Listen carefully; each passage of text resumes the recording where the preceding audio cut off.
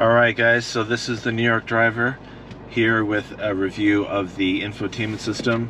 I'm going to show you Android Auto from my phone, personally.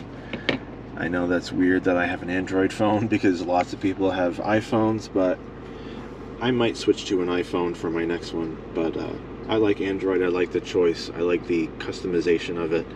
I like the features that you get for less money. So all you have to do is have the cable plugged in right there to that middle port, plug your phone in, and it says reading USB, Android Auto is connected. So swipe over, right, Android Auto. If you had Apple CarPlay, it'd be right here. And here is Android Auto. So by default, I have it comes up with Google Maps for me, and I have it not on a split screen. Android Auto takes up this much of the screen, and this part of the screen, if you guys have a hack that can make it take up the full screen, let me know.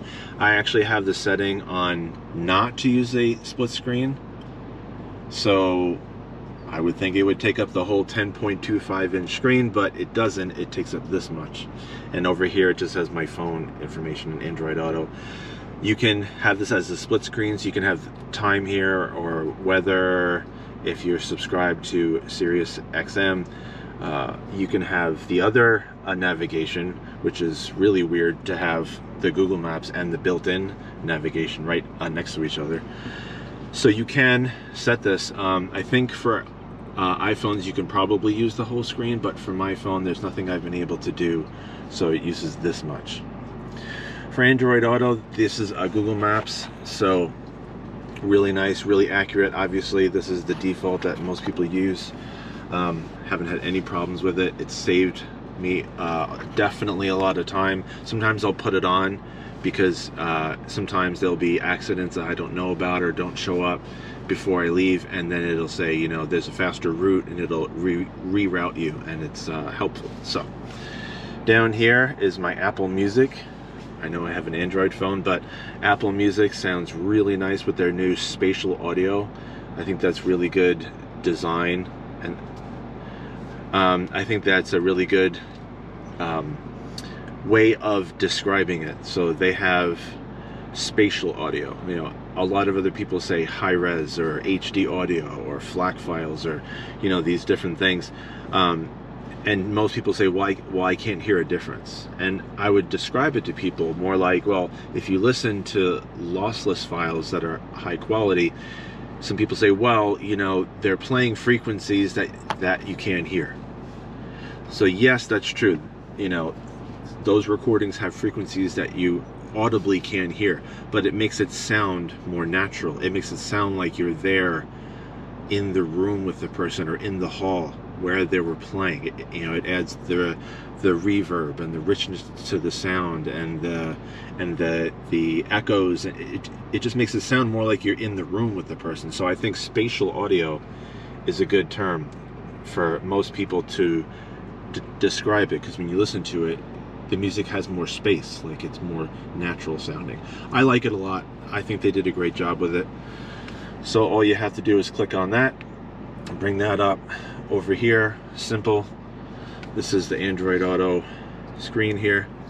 Lots of different options, right? So I have my Google Maps, Apple Music, podcasts, and I had this set to my Amazon Music HD when I had a subscription to that, so you can set that. Hyundai Blue Link, and you can do your messages from here. I was surprised at how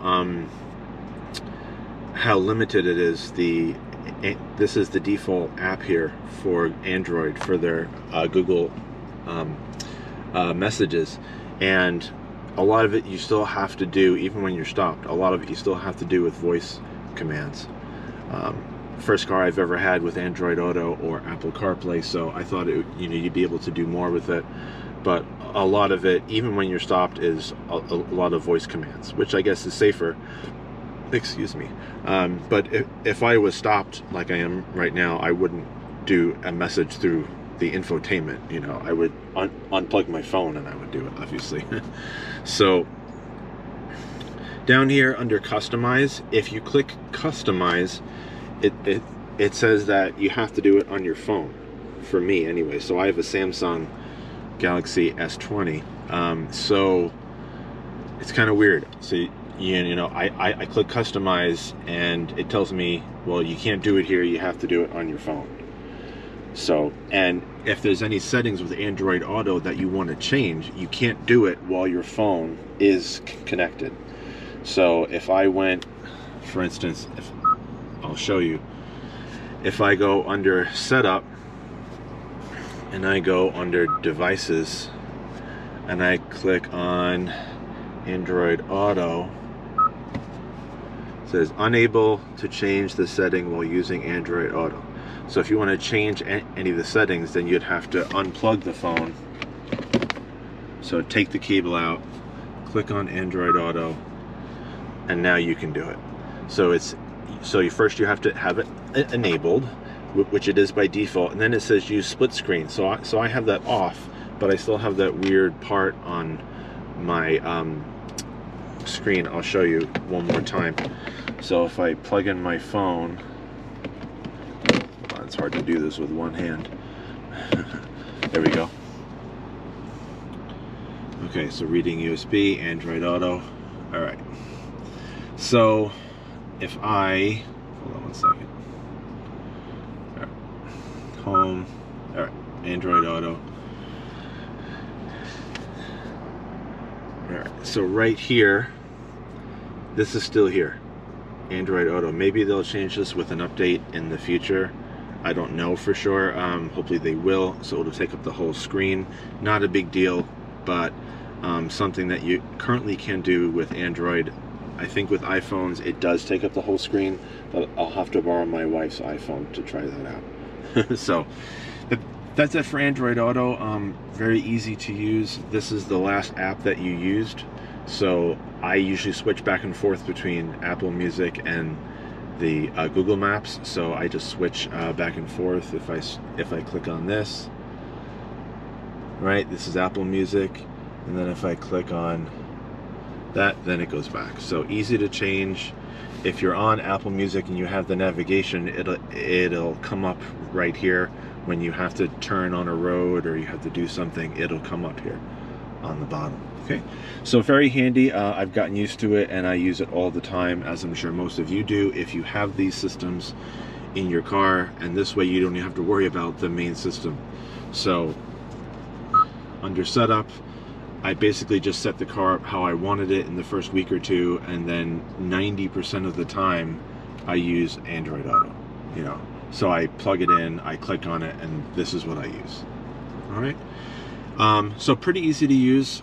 It's not too distracting once you get it all figured out, and it's come in very handy. It's been very helpful. And again, if you have a phone, an Apple phone or an Android phone, and you want the best audio quality, plug it in and use it hardwired. Right? Don't use Bluetooth, because it's going to sound ugh. All right, so thank you very much for tuning in again, and I will see you guys soon on the next one. Have a good one.